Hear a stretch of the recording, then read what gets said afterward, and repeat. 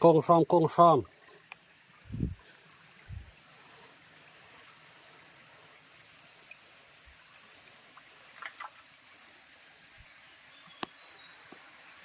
sang ha nấu khát chúa hay mà sẽ thi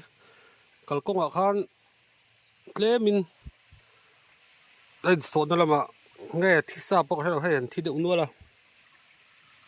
cần rau tuấn này vậy cái công hiện sang thi hiện lâu đủ khổng mày ạ cái công lằng ngày miệng lâu khá hay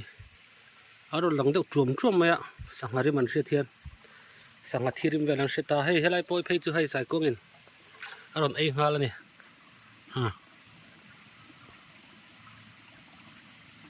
tiền khi sẽ upload đón như kia kia thế thì khi anh lâu in chòm thâu sẽ là kia nè cái này bên sang thi ông á cái quang cho tuấn này lại mấy chú anh sẽ làm một bộ phận ông cái quang hiền anh lạc lệ thời riêng đẹp vợ anh chào riêu mấy với mình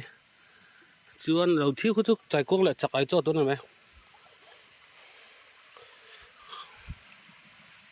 đó là từ lăng lệ zel đó nè chị nè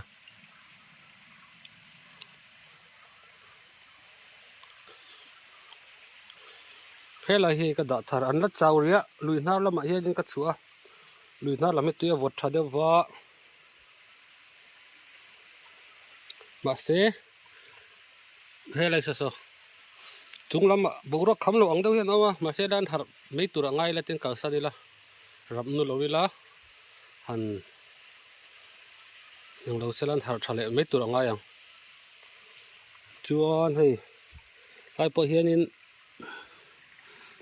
để thiêu khăn ta không phải thật lẽ đi RIP ở đó phút này hiện nó chào tên là ông thì nó ăn đâm dấu vết trên là vậy khu lại khu hay thì tên nó vậy thì lẩu chào đều lek lẽ mà tụi này với hiện hành in tùy vật trà hiện hành in leng har xe ra chân thì tây chứ chắc ai lệ cái quang chân này mấy bây chào không hay hay hi anh nát lắm bố ruột trà làm mà cái thể chơi là khi mình đã đâm dầu tàu cho nên cái quang chân này mấy cái quang hết lõm khổng mấy anh nói ấy xịa mấy đi